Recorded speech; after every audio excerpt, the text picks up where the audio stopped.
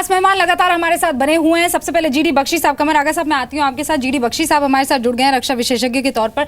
बख्शी साहब, इससे पहले भी जितनी दफा बात हुई है, बार बार यही आरोप भारतीय सरकार पर लगता रहा है कि सिर्फ कह रही है, कुछ कर नहीं रही है। फिर मन की बात जिसमें मोदी का ये कहना कि सेना पराक्रम दिखाती है, बातें नहीं करती है, आज वो चीजें सामने है।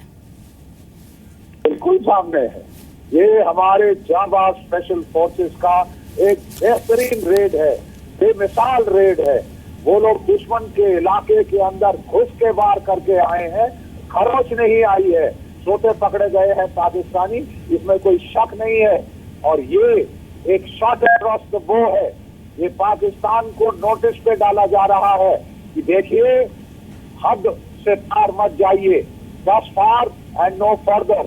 We will not tolerate anything beyond this.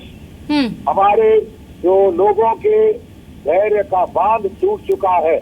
इसके बाद अगर पाकिस्तान कोई इस हरकत करता है, उल जलूल भारतीय खून बहाने की कोशिश करता है, उसके लिए कॉस्ट होंगे, कॉन्सिक्वेंसेस होंगे।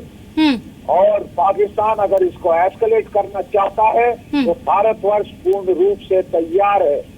पाकिस्तान को अभी भी हमारी नसीहत है कि उसने ये चीज शुरू की, वो इससे बाज आ जाए। उसने बेवजह हमला करके एक एक्ट ऑफ वॉर किया था।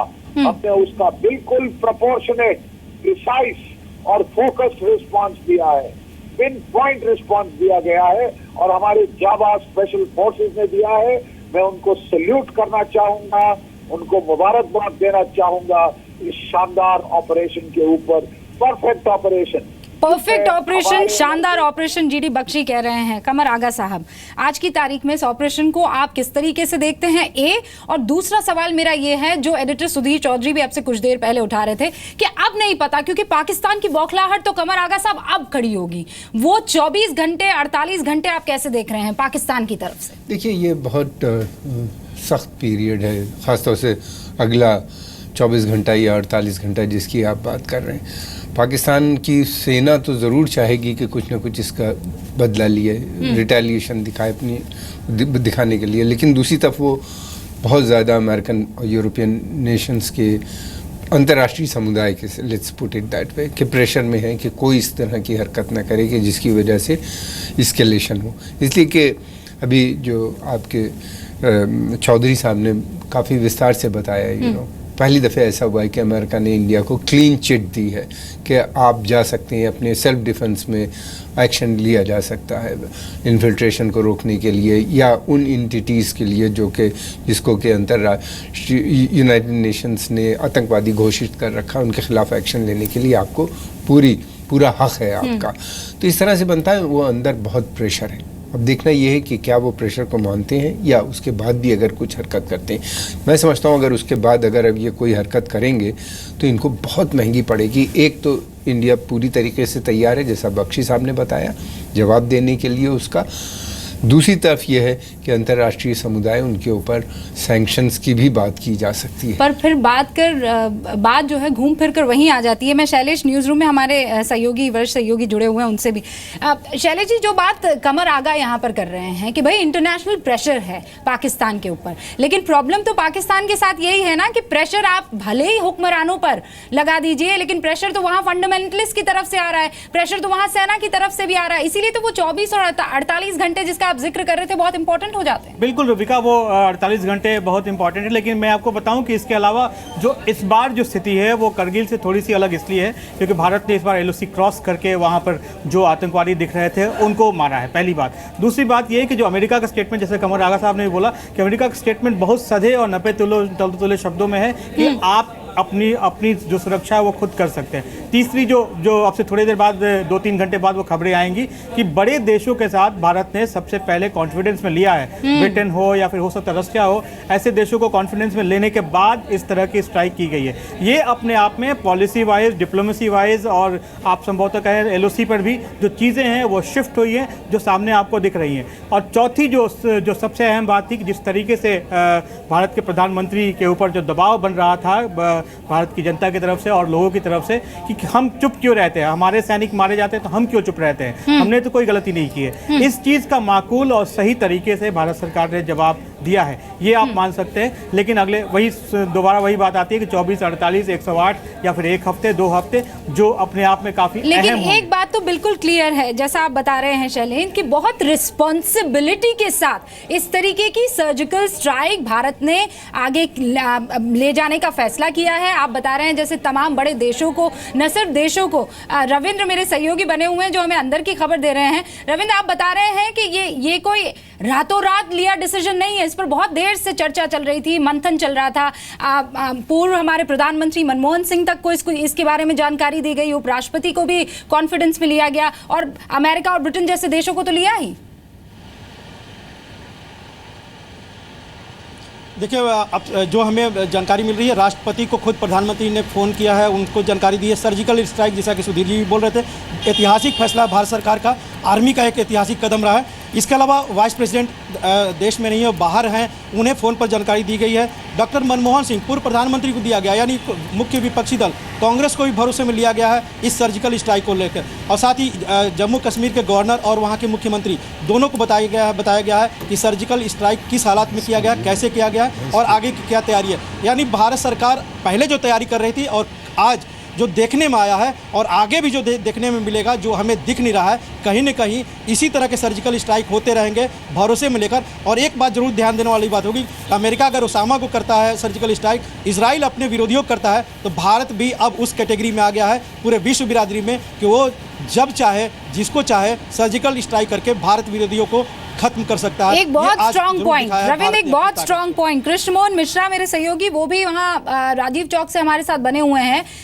कृष्ण मोहन, आज की तारीख में भारत ने ये बहुत बुलंद और साफ मैसेज दे दिया है कि साहब, या तो आप कार्रवाई कर लीजिए इन आतंकवादियों पर, और अगर आप नहीं कर सकते हैं तो हम इतना मादा रखते हैं। रूबिका, 18 तारीख को ये हमला हुआ था, जो सीमा पार से आतंकवादी आए थे और उन्होंने भारतीय सेना के सैनिकों को शहीद किया। आज 29 तारीख, 11 दिन हो चुके हैं। इससे पहले करीब 2-4-6 दिन पहले रक्षा मंत्रालय के एक उच्चतम सूत्र ने यह कहा था कि सरकार देश की भावनाओं को समझती है, और इस समय पूरे देश की भावनाएं सिर्फ ये थीं कि इसका प्रतिशोध लिया जाना चाहिए, क्योंकि ये एक अन्यायपूर्ण घटना थी कि अपनी सीमा में, अपने कैंप में रह रहे सैनिकों पर एक हमला किया जाए और उनको शहीद किया जाए। और सरकार ने ये बता दिया करके एक सर्जिकल स्ट्राइक, हालांकि उसके बहुत ज़्यादा ऑपरेशनल डिटेल्स नहीं दिए गए हैं, लेकिन ये चीज़ बिल्कुल साफ हो गई है कि भारत ने एक कार्रवाई की है। उस कार्रवाई में आतंकवादियों को मारा गया है, उनके अड्डे को तबाह किया गया है। जाहिर है देश की भावनाएं यही थी, और सरकार ने बिल्कुल वही किया जिसकी उम्मीद देश कर रहा था। दरअसल देश लंबे अरसे से आतंकवादियों के दंश को झेल रहा है। बार बार ये सरकारों के द्वारा कहा गया कि हम इस तरह की कार्रवाई करेंगे, हम सीमा पार जाकर कार्रवाई कर सकते हैं, हम करेंगे। यहाँ तक कि मुंबई हमले के बाद भी सर्जिकल स्ट्राइक्स के बारे में बहुत लंबी चर्चा की गई थी, लेकिन हुआ कुछ नहीं था। अब देश का मूड वाकई उस पॉइंट पर पहुंच चुका था जब यह महसूस हो रहा था कि क्या हम हाथ बांधकर लगातार अपने सैनिकों को शहीद होते देखते रहेंगे, वो भी ऐसी गैर कानूनी हरकतों के द्वारा। सीमा पर अगर युद्ध होता है, सैनिक शहीद होता है, उसमें एक तार्किकता है, लेकिन एक आतंकवादियों का एक जत्था आता है, अपनी सीमा के अंदर रह रहे सैनिकों को शहीद करता है। ये बहुत ही दुखद और अपमानजनक घटना थी।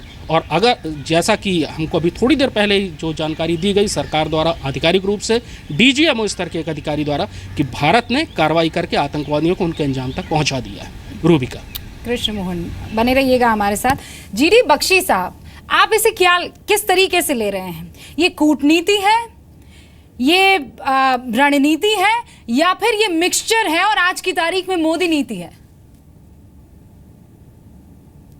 GD बख्शी साहब हमारे साथ डिस्कनेक्ट हो गए। कमर आगा साहब, यही सवाल। देखिए, ये दोनों चीज़ें हैं। पहले कूटनीति चली, जिसमें कोशिश ये की गई कि पाकिस्तान को पूरी तरीके से अंतर्राष्ट्रीय समुदाय से बिल्कुल अलग थलग कर दिया जाए।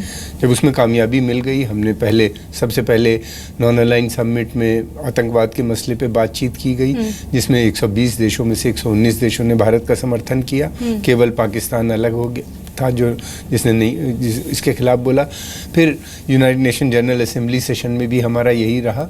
135 में से 134 देशों ने भारत की समर्थन दिया नॉन अलाइन यूनाइटेड नेशंस में आतंकवाद को लेके। सबकी स्पीचेस आप देख लीजिए, या सबके जो डेलीगेशंस मिले उन्हीं ने भी इस बात को साफ साफ कहा।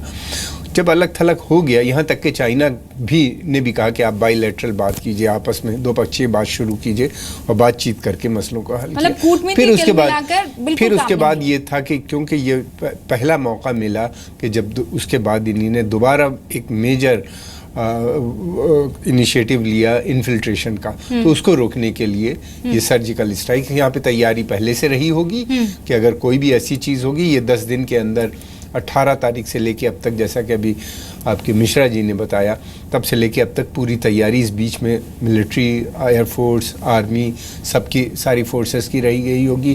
फिर उसके बाद ये था कि कोल्ड स्टार्क जो वो है उसके ऊपर अमल किया गया, फोर्सेस को मूव किया गया, 1000 किलोमीटर से लाके करीब 250 किलोमीटर दूर पे रखा गया, ताकि अगर कोई पाकिस्तान से हमला होता है तो उसके लिए तैयार रहना। स्टेप बाय स्टेप देखिए, बहुत दूसरी चीज ये संयम और सब्र के साथ किया गया और बड़ा मेजर्ड किया गया। और ऑपरेशन करने के बाद अच्छी बात यह है कि हमारे डीजीएमओ ने उनके डीजीएमओ से बात भी करके उनको भी बता दिया कि हमने ये स्ट्राइक की है और उसमें ये इन जगहों पे की है और क्या किया है। उनको पूरी इंफॉर्मेशन पाकिस्तान के डीजीएमओ को भी दे दी। मतलब तो मैं समझता हर चीज सांचे में और थी। साथ में नतीजा ये निकला कि अमेरिका ने फौरन स्टेटमेंट दिया, वहाँ के नेशनल सिक्योरिटी एडवाइजर ने, कि आपको पूरा हक है, आप अपनी सुरक्षा के लिए इस तरह का ये चीज़ कर सकते हैं। आप उन एंटिटीज़ को, उन ऑर्गेनाइजेशन को जिसको यूनाइटेड नेशंस ने आतंकवादी घोषित किया है, उनके खिलाफ इंटरनेशनल सपोर्ट और आतंकवाद पूरी तरीके से हमारे साथ है।